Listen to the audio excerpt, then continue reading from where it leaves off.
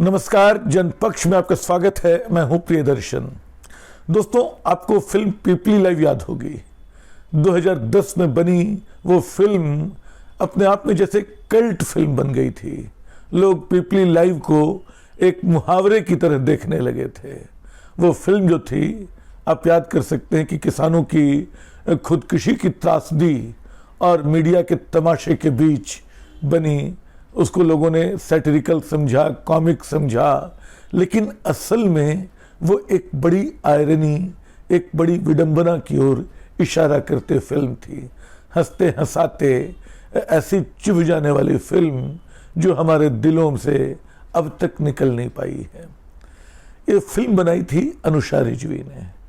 अनुषा रिजवी पिछले 15 साल से लगभग खामोश रही। अब 15 बरस बाद उनकी एक नई फिल्म आई है, द ग्रेट शमसुद्दीन फैमिली, और मैं यकीन दिलाता हूँ कि फिल्म देखते हुए आपको शायद उतना ही आनंद आएगा, उतना ही मज़ा आएगा जैसा पीपली लाइव देखते हुए आया था। लेकिन साथ ही साथ हो सकता है, इन दिनों हमारी चमड़ी बहुत मोटी हो गई है, उसके बावजूद आपको वही चुभन महसूस हो जो उस फिल्म में महसूस होती रही थी। हालांकि दोनों फिल्मों की पृष्ठभूमि बिल्कुल अलग है। ये पूरी फिल्म लगभग 90% या 95% से ज़्यादा एक बड़े घर में घटित होती है, एक बड़े कमरे में कह सकते हैं, जिसके कुछ और हिस्सों में अलग अलग वृत्तांत फिल्म के टुकड़ा टुकड़ा आते हैं। लेकिन ये पूरी फिल्म अधिकतम एक फ्लैट की फिल्म है।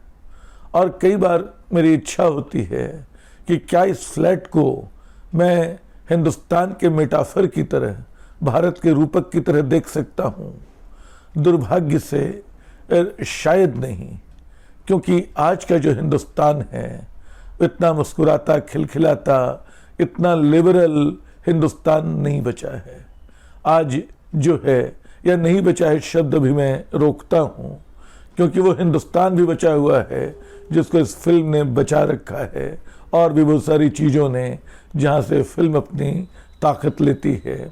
लेकिन ये सच है कि जो नया हिंदुस्तान, जो न्यू नॉर्मल जिसको कहा जा रहा है, उसके तहत बनने वाला जो नया देश दिख रहा है, वो बहुत आक्रामक, बहुत हमलावर, दूसरों को न बोलने देने वाला, बहुत ऊंची आवाज़ में बोलने वाला, चीख चीख कर अपनी सफलताओं का जश्न मनाने वाला, अपनी चुप्पियों को खारिज करके तरह तरह के दावे करने वाला, विकास के, मजबूती के, विश्व गुरु होने के, विश्व शक्ति होने के। तो ये हिंदुस्तान है जिसमें शायद बोलना धीरे धीरे लगातार मुश्किल होता जा रहा है, जिस तरह हम बोलते हैं।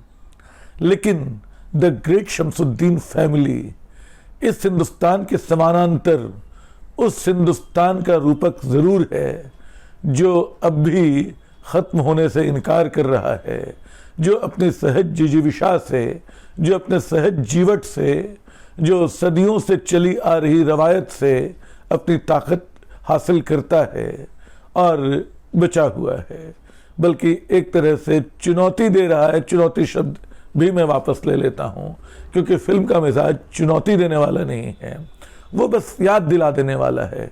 वो एक आईना दिखा देने वाला है कि अरे असली भारत तो ये है, इस भारत को देखो, इस जैसे हो, तब शायद एक बेहतर हिंदुस्तान बनेगा। खैर, हिंदुस्तान की चर्चा छोड़ के मैं अभी इस फिल्म पे आता हूँ।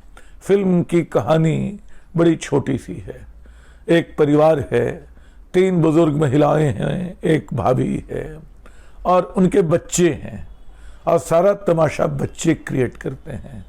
एक बेटी जो अपने बॉयफ्रेंड को 25 लाख देने के लिए माँ के बैंक से पैसा निकाल लाई है, अपनी बहन से जाली हस्ताक्षर कराकर। वो परेशान है कि पैसा लौटाए कैसे, और पैसा माँ को बिना बताए उसके बैंक में वापस रखे कैसे। इसके लिए अच्छा, उसका तलाक हो गया है, तो जो मेहर की रकम है वो 25 लाख रुपए बैंक में नहीं, वो चुपचाप अपने पूर्व पति से, पूर्व शौहर से कैश में मांगती है, ताकि वो माँ के अकाउंट में उसको जमा कर देगी। तमाशा यहीं से शुरू हो जाता है, लेकिन इस घर में तमाशे बढ़ते जाते हैं। वो और इस बीच वो जो तीनों बुजुर्ग महिलाएं हैं वो अचानक तय करती हैं कि वो तो जाएंगी उम्रे पर। वो और उनकी बेटियां जब सुनती हैं वो बड़े मजे में कहती हैं कि अरे तुम उम्रे पे जाओगी, तुम तो 5 टाइम की नमाजी भी नहीं हो। और जो सबसे बुजुर्ग महिला है फरीदा जलाल बोलती कि अरे हमने गुनाह क्या किया है कि अल्लाह से डरे, हमें तो जाना ही जाना है। तो ये बड़ी हल्की फुल्की मज़ेदार, जिसको आप लिबरल जैसे विशेषण से समझते हैं, लिबरल शब्द भी शायद उस रवायत को जिसमें बहुत सारी चीज़ें चली आती थीं, जिसमें अपने ख़ानदानी होने का गुरूर भी था और जिसमें असलियत को समझते उसके पार जाने का साहस भी था, उसमें एक तरह की दरिया दिली भी थी, एक तरह की कंजूसी भी थी, जोखिम लेने का साहस भी था, डर भी था, एक चौकन्नापन भी था, एक बगावत भी थी। ये वो हिंदुस्तान है जो इस कमरे में घटित हो रहा है। और इस कमरे में एक ही दिन में तरह तरह के लोग चले आ रहे हैं। जी, असल में फ्लैट एक लड़की का है जो तलाकशुदा है और वो बड़ी गंभीरता से लेखन करती है, बाहर जाना चाह रही है, अमेरिका की किसी कंपनी में उसकी नौकरी का प्रस्ताव जैसा कुछ है, उसके लिए प्रेजेंटेशन तैयार करने में जुटी है, उसको बिल्कुल फुर्सत नहीं है। उसी बीच उसकी एक बहन अपनी समस्या लेके चली आती है, उसी बीच उसका एक इंटेलेक्चुअल किस्म का दोस्त अपने साथ एक लड़की को लेके चला आता है, उसी बीच उसका एक भाई जिसकी शादी होनी थी कचहरी में, वो चला आता है अपनी होने वाली पत्नी को जो उस समय तक पत्नी नहीं हो सकी है। और उसी बीच वो महिलाएं भी चली आती हैं जो असल में इनकी मम्मियाँ मौसियाँ हैं, और वो सब हैरान है कि इस घर में क्या हो रहा है। और हल्के फुल्के लम्हों के बीच ये फिल्म सबके हिस्से की सीवन, सबके हिस्से के दर्द उधेड़ती चलती है। युवा लड़कियों की अपनी तकलीफ़ें हैं, बुजुर्गों के अपने एकांत हैं, सब जैसे एक चुप्पी अपने भीतर, एक करुणा अपने भीतर छुपाए हुए हैं, जो अचानक खुलती भी है, अलग अलग लम्हों में वो प्रकट हो जाती है। और उसके बीच कई तरह की कश्मकश है। एक लड़की देश छोड़कर जाना चाह रही है जो अमेरिका में नौकरी कर रही है, उसको लगता है कि यहाँ कहना बोलना धीरे धीरे मुश्किल होता जा रहा है।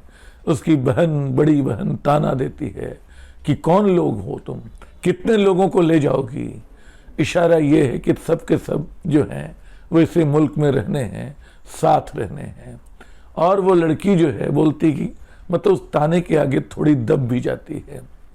लेकिन उसी समय ये कहानी जैसे दिल्ली में कहीं घटित हो रही है, गुड़गांव में कोई हादसा होता है और जो लड़की अपनी बहन को सलाह दे रही है कि वो बाहर न जाए, इस एप्लीकेशन को हटा दो, वो अचानक पाती है कि शायद उसका शौहर उस हादसे का शिकार न हो गया हो।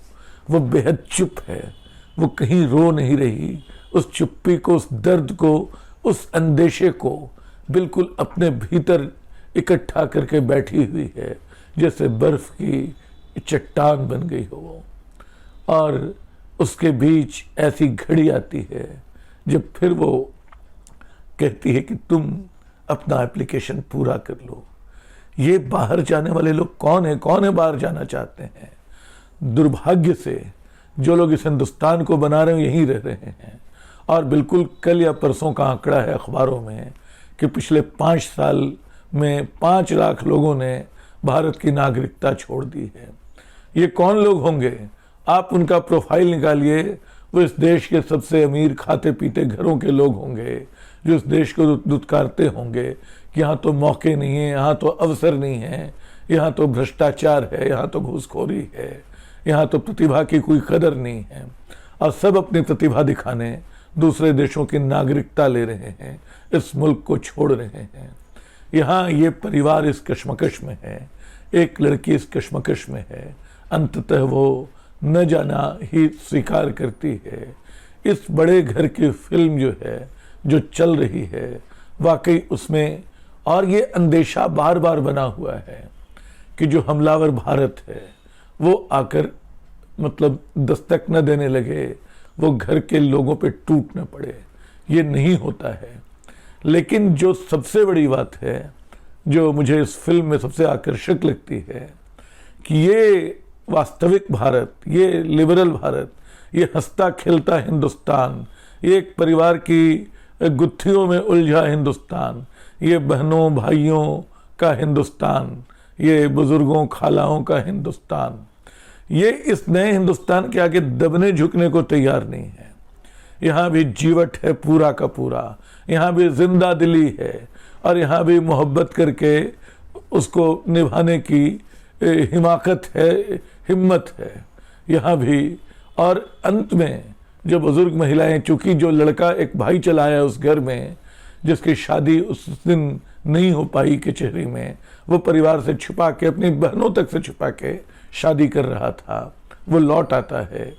लेकिन उस शादी को लेकर सब बड़े अंदेशे में हैं कि वो, क्योंकि वो अंतर जातीय, अंतर धार्मिक शादी है, वो हिंदू मुसलमान की शादी है, जिसको इन दिनों लव जिहाद कहा जाने लगा है। इसका अंदेशा भी घर में है कि कहीं लोग इसको इस तरह न देखें। लेकिन खैर, मुझे पूरी फिल्म बता देने का खतरा है, इससे मैं बचना चाहता हूँ। शायद मैं अपनी बात बहुत ठीक से नहीं कह पा रहा हूँ, क्योंकि फिल्म बड़ी चुप्पी से कई परतों में चुपचाप चलती रहती है, और बड़े मालूम से नामालूम से इशारे करती रहती है जिनको आपको पकड़ना होगा। लेकिन फिल्म, और एक बात मुझे और ख्याल आई, एक जो स्टीरियोटाइपिंग हमारे समाज में लगातार तमाम तबकों की बनाई जा रही है, मुसलमानों की बनाई जा रही है, उससे बेहद अलग ये फिल्म है। ये स्टीरियोटाइप्स तोड़ती फिल्म है। और कई बार मुझे लगता है कि जिस तरह आज़ादी के तत्काल बाद अगले 10-15 साल में जो 2-3 फिल्में आई, मुगले आज़म और पाकीजा जैसी, जो बहुत बड़ी फिल्में थीं, बहुत बड़े बजट की, बड़े आलीशान ढंग से बनाई हुई, लेकिन उन फिल्मों ने उस हिंदुस्तान को बचा रखा जिसको लोग बाहर करने पर आमादा थे। वो कहानियाँ, वो भाषा, वो ज़ुबान, वो सब कुछ बचा रखी।